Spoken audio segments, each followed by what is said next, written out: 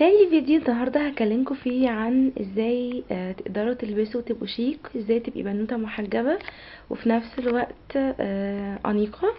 النهارده هكلمكم في بوينت.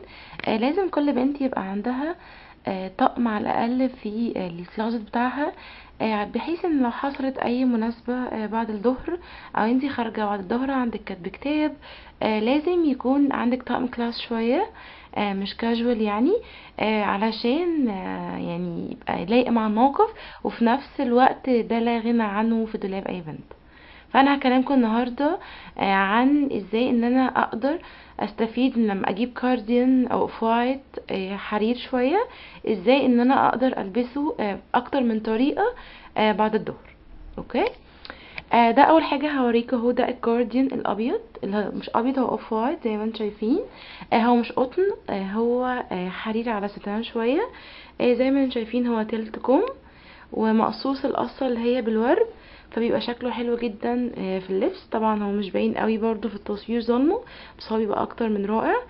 ازاي بقى هقدر اعمل طقم ان انا اخرج بيه في اي وقت بعد الظهر؟ انا هوريكم الحاجات اللي انا هلبسها. انا جبت الشميز الاصفر دوت اللي هو الماسترد، اللون دوت برضو نازل موضة جدا. هلبسه تحت الكارديان الاوف وايت زي ما انتم شايفين، وهلبس تحتيه البنطلون دوت. ده بنطلون كحلي اهو، مشجر، مش جل، قماشته اللي هي زي الجبردين شويه بس ناشفه، يعني تدي اللوك الكلاسي. بيبقى حلو جدا في اللوك دوت. انا هلبسه زي ما انتم شايفين، اصورها لكم من بعيد. الالوان دي نازله موضه جدا مع بعض، بالذات الكحلي واللون الماسترد نازل جدا في الصيف.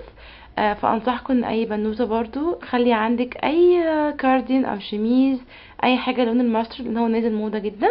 فانا الشميز دوت هلبسه مع البنطلون، وهدخل الشميز زي ما انتم شايفين هو واسع مش ضيق اهو. وبرضو البنات اللي مش محجبات ممكن تجيبيه، هو بيبقى نص كم فممكن يتلبس لوحده يعني. حلو جدا، وعلشان هو واسع وشيفون وتفصيلته صراحة حلوة جدا. انا بحب قوي التفصيلات اللي هي على حرف في. فده بيخليكي تقدري تلبسي اي نكلس انت عايزاه، وفي نفس الوقت بيخليكي ان انا اقدر ادخله تحت جوه البنطلون من غير ما يبقى شكلي مش حلو، ومن غير برضو ما يبقى حجابي مش كامل يعني. فزي ما انتم شايفين الالوان حلوه جدا مع بعض. اوكي.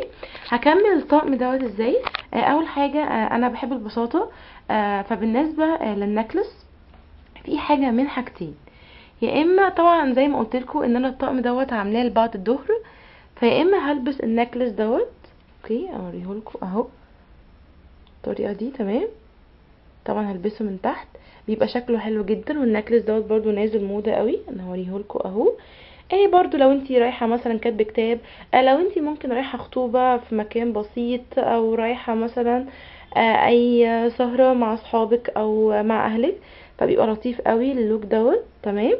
يا اما هلبس النكلس اللي هو اللي انا كنت قلتلكوا عليه قبل كده، اللي هو الثلاث ادوار اللي هو ده. تمام. انا كنت كلمتكم عنه في الفيديو اللي فات. هقدر برضو البسه عادي جدا، يا اما ممكن البس برضو ده لوك تاني، لوك هندي شوية. ممكن برضو نوريهولكم على الشميز. ممكن البسه برضو اهو مع الشميز. تمام. هبعد عشان يبان شكله بيبقى حلو جدا. واللي هو اللون اللي هو مش عارفه اسمه ايه، مش ذهبي، بيبقى لونه مأكسد شويه، والستايل دوت ما يبقاش برضو حاجه كبيره، تبقى حلوه جدا مع الاصفرات والكحلي والاورنجات، تبقى حلوه قوي زي ما انتم شايفين كده. اوكي. دي الحاجات اللي انا ممكن البسها بعد الظهر علشان اكمل الطقم دوت.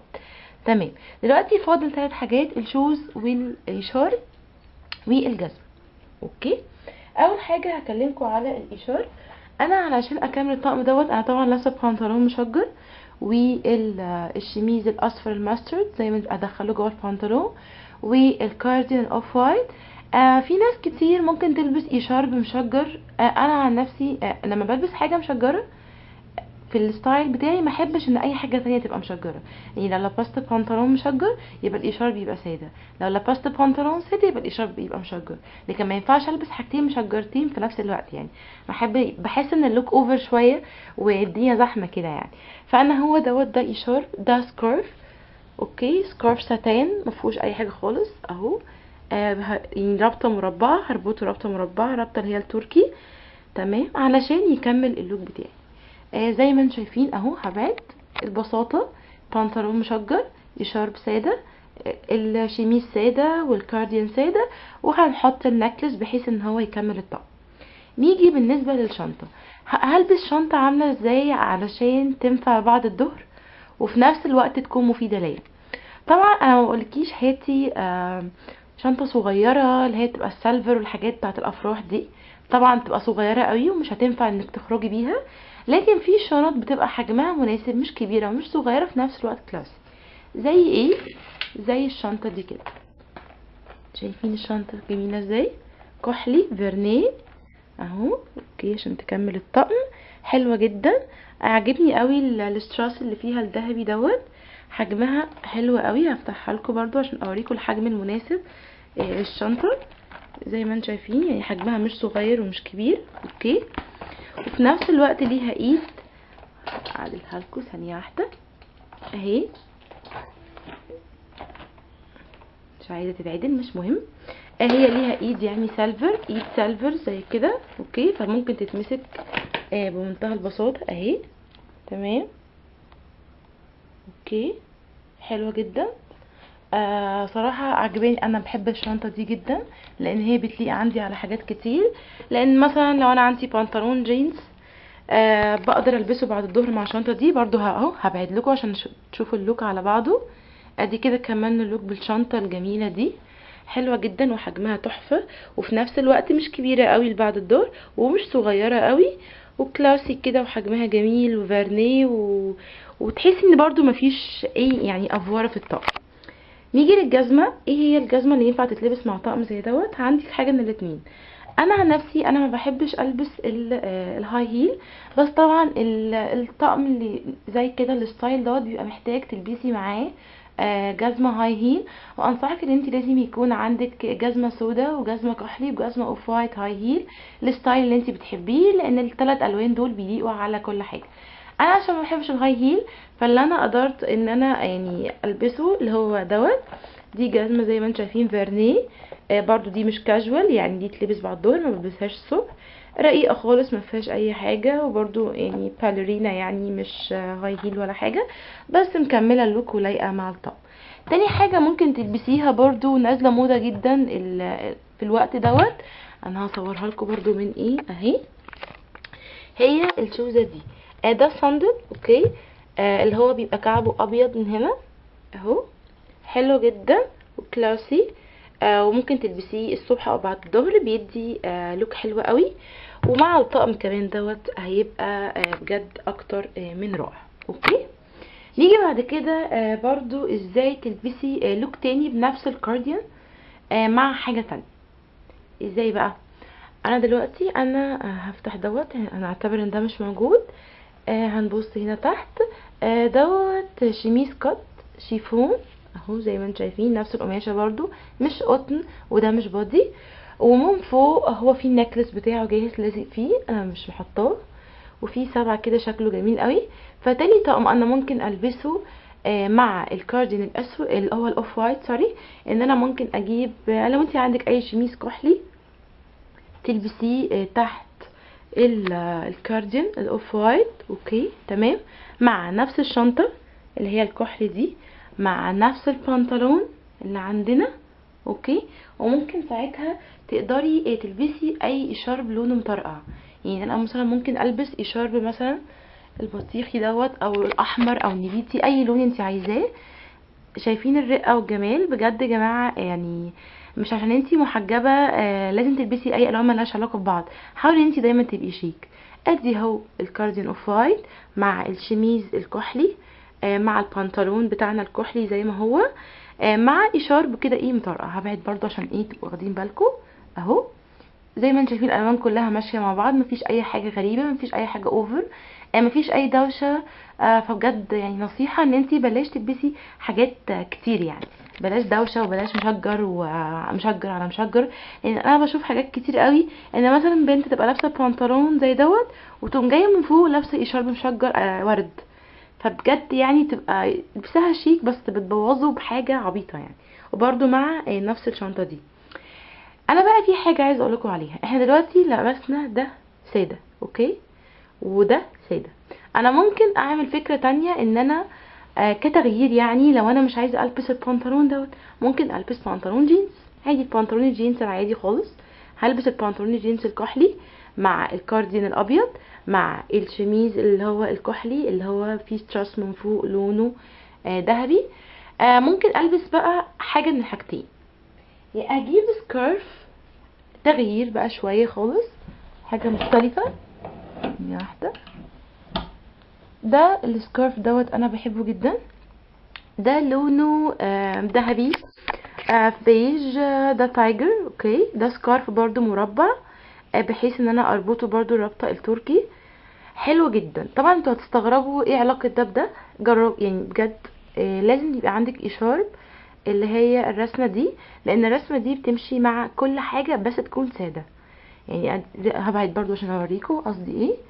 اهو ده الكارديان اوف وايت مع الشميز الكحلي مع الاشارب اللي هو الذهبي دوت مع الشنطه بتاعتنا اللي هي زي ما هي الشنطه دي، اوكي، اللي هي ديت، مع البنطلون الجينز بتاعي جينز عادي خالص، مع الصندل اللي هو الكحلي دوت. ولو انت عندك صندل ذهبي او الفلاتات برضو الذهبي نازله موضه قوي ممكن تتلبس مع الطقم دوت. لوك كلاسي وهيبقى شيك ومحترم، مفيش اي حاجه ضيقه ولا اي حاجه مبتذله يعني، وفي نفس الوقت بسيطه ومش اوفر خالص يعني. تاني نوع ممكن تلبسي معاه الشنطه دوت، انا بقى هشيل الاشارب دوت. احنا لسه برضو مستمرين على الكارديان اوف وايت مع الشميز الكحلي. ممكن تلبسي شنطه مختلفه. في شنط بتبقى اللي هي مشجره كده، دي برضو بتبقى لطيفه جدا بعد الظهر. زي ما انتم شايفين برضو حجمها مش كبير ومش صغير، وفي نفس الوقت هتبقى حلوه قوي مع الطقم يعني. وفي نفس الوقت هي ليها ايد طويله ممكن تتلبس برضو، مش لازم تتلبس كايد صغيره يعني، ايديها طويله، اوكي. حلوه جدا ولطيفه. فانا لو لبست اهي ادي الشنطه مع الكارديان اوف وايت مع الشميز الكحلي، وممكن تلبسي معاها اي اشار بيكون ساده مثلا او مشجر زي ما انت عايزه على البنطلون الجينز، اي بقى الوان انت بتحبيها الموجوده عندك، هيبقى اللوك اكتر من رائع. هنيجي لاخر لوك بقى انا عايزه اقول لكم عليه. في ناس بتحب ان هي تلبس الوان فاقعه يعني كتير، فانت برضو لما تحطي تلبسي حاجتين ساده اي لونين تقدري بمنتهى البساطه ان انت تلبسي عليهم اي اشارب مشجر، حاجه زي كده، اوكي، بمنتهى السهوله والبساطه. انا هبعد برضو اهو، ده الاشارب سكارف في الوان كتير، شايفين الوانه حلوه ازاي، اوكي. ممكن يتلبس على الاصفر، اوكي، مع البنطلون الجينز، مش مع البنطلون مشجر يعني، اهو الكارديان الابيض مع الشميز الاصفر مع الاشارب دوت، زي ما احنا الشنطه الكحلي، لان بدل لبست اشارب مشجر ما ينفعش البس الشنطه المشجره، لا يبقى البس الشنطه الكحلي بحيث ان هي تكمل شياكه الطقم مع الجزمه برضو اللي هي الباليرينا العاديه بتاعتي خالص، لو انت عندك حاجه هاي هيل هتلبسيها، او الصندل مع البنطلون الجينز، اوكي. مع النكلس اللي هو احنا قلنا اللي هو اللي عامل كده اهو، اللي هو ده، تمام، هيبقى حلو جدا معايا. في نفس الوقت برضو السكارف دوت ممكن يتلبس على الشميز الكحلي مع الكارديان الاوف وايت مع الشنطه الكحلي مع البنطلون الجينز، مع نفس الكلام برضو مع اللي هو النكلس دوت، يا اما من غير نكلس خالص لان هو اصلا كمان انا نسيت ان هو فيه نكلس من فوق. معلش يا بنات طولت عليكم، بس بجد الطقم دوت مهم جدا لكل بنوته، لازم يكون عندك طقم مختلف ينفع تنزلي بيه بعد الظهر. بلاش حتى لو انتي بتحبي اللبس السبورت والكاجوال، لازم يكون عندك على الاقل طقمين موجودين في دولابك، بحيث ان انتي لو حصلت اي ظروف يبقى الحاجات دي موجوده في دولابك، ما تضطريش ان انتي تنزلي تشتري بسرعه وتلهويجي تشتري حاجات مش حلوه. يا رب يكون الفيديو عجبكم. لو الفيديو عجبكم اعملوا لايك وسبسكرايب، وان شاء الله في الفيديوهات اللي جايه هقول لكم افكار حلوه كتير انتوا ازاي تنسقوا الملابس بتاعتكم، وان كل بنوته ازاي تحب الحجاب وازاي تحب نفسها وازاي تبقى انيقه وشيك. مش لازم تجيبي على فكره لبس براندات غاليه علشان تبقي شيك وانيقه، بس الفكره ان انت ازاي تعرفي تنسقي الحاجات مع بعض وما تبقيش اوفر. استنوني في الفيديو اللي جاي. باي باي.